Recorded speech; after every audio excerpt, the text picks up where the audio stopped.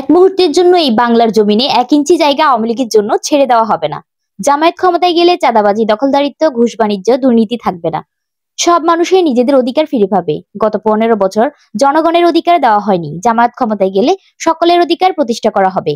বাংলাদেশ জামায়াত ইসলামী 12 নং খৈয়াছড়া ইউনিয়ন 7 নং ওয়ার্ডের এক সাধারণ সভায় শুক্রবার বিকেলে 3টায় এসব কথা বলেন মিরসরাই উপজেলা জামায়াতের আমির নুরুল কবির।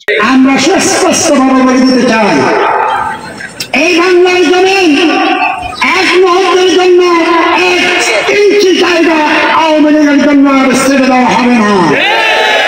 পাশাপাশি কেউ যদি আওয়ামী লীগকে প্রমোট করতে চায়, কেউ যদি আওয়ামী লীগকে নিয়ে যদি সামনের দিকে এগোতে চায়, এই দেশের জনগণ জামায়াত ইসলামকে সাথে নিয়ে আর বাংলা জবাব দিবেন। 7 নং ওয়ার্ডের সভাপতি মোহাম্মদ মোবারক হোসেনের সঞ্চালনায় উক্ত সভায় বিশেষ অতিথি হিসেবে উপস্থিত ছিলেন মিরসরাই পৌরসভার আমির শিহাব উদ্দিন এবং প্রধান বক্তা হিসেবে উপস্থিত ছিলেন 12 নং খৈয়াছড়া ইউনিয়ন জামায়াতের ইসলামীর সভাপতি হাফেজ একরামুল হক। শুকরিয়া আদায় করে যে আল্লাহ রাব্বুল আলামিন স্বাধীন সর্বদা সহযোগী ভাইরা, সম্মানিত মুরব্বিয়ান کرام, বাড়িতে অবস্থানরত আমার মা ও বোনেরা, অনেকে জানেন অনেকে জানেন।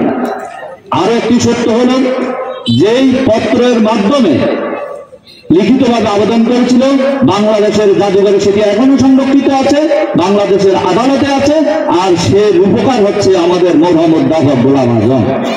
এতে আরো বক্তব্য রাখেন 12 নং খৈয়াছড়া ইউনিয়ন সহসভাপতি মোশাররফ হোসেন এবং খোরশেদ আলম, ইউনিয়ন সেক্রেটারি রাকিবুল ইসলাম, ইউনিয়ন বাইতুল মাল সম্পাদক মামুনুর রশিদ, কলেজ শিক্ষক ফেডারেশন মিরসরাই উপজেলা সহসভাপতি আমজাদ হোসেন শাহেদ, ফরিদ উদ্দিন, মাস্টার নুরুদ্দিন, বেলায়েত হোসেন সহ প্রমুখ। জামায়াত ইসলামী যদি একবার সিদ্ধান্ত নেয়, বাংলাদেশ জামায়াত ইসলামী আপনাদের সেই চক্রান্তকে নিঃশেষ করে দিতে প্রস্তুত রয়েছে।